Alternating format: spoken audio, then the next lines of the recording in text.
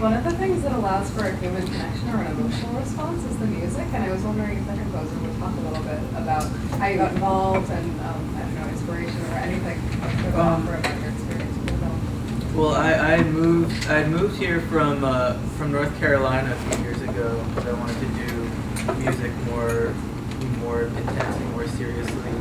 And so I think the day I met Oki, we were eating lunch, and everyone was talking about this project, and so I just latched on as best I could. Yeah, it all worked out. Had a couple years to write all the music, so of course I did it in the last couple of weeks before we recorded. And yeah, that's it. I got some guidance by being pointed to Battleship Potemkin, and so I watched that and listened to the score by Shostakovich, and I didn't really go to music school, so I didn't get too attached to being accurate to that style or that time period, and you know, you can hear when you watch it. There's a lot of things that are way too contemporary or sort of poppy going on. Yeah, I'm happy with it. Oh, quick note, we were also watched a lot of different kinds of films, and I feel like another kind of our Eisenstein's counterpart in our influence, there was a little bit of Dovchenko, for anybody out there who's like Slavic studies or film person, you know, because we really did have that love of that lyricism and romanticism that went with like Oki's sense of the romantic of the story. Yeah. I'm curious how the text was written. It sounds like it was originally written in Russian. That good. is because it is a nice translation. It was a translation? Oh, wait. Which part did you think was nice? No, I thought the Russian was really good, so Yeah. it almost seemed as if it was written in Russian. No, it's just a nice translation. Wow. Yeah, That's great. It's Alona's uncle. Oh. Yeah, very nice. I'll pass that along to him. Yeah. To answer your question, the way that the letters were written,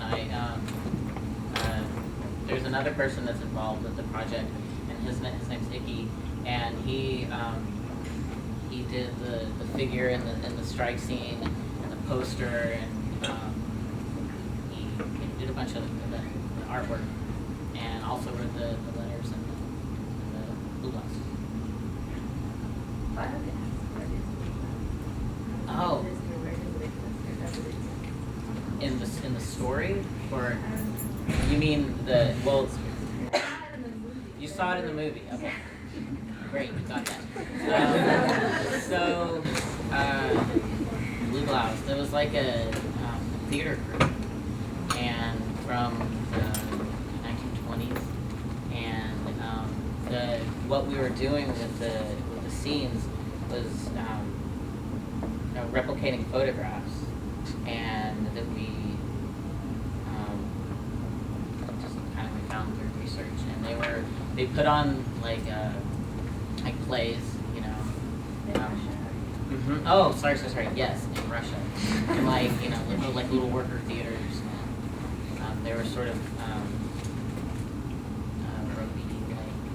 amateur, very amateur, and kind of really over the top. I was kind of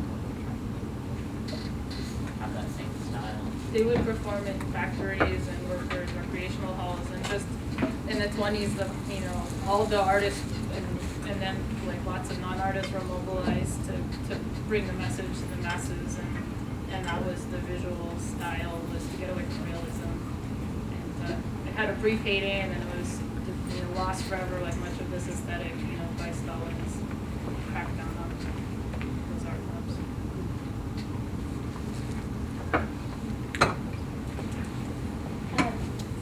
I'm interested in the tension between where the film became more homoerotic as opposed to less homoerotic, and then the moments when it felt like it was about to get pornographic. And I'm wondering if there were like conscious choices that were made around like what is shown and what is not shown and what is like referenced and alluded to in terms of what you were imagining, who you were imagining your audience would be. Like, were you imagining it would be here, and were there decisions made about what you would put in so that it would be in this room? And That's an interesting question. You might be feeling all the subtext of all the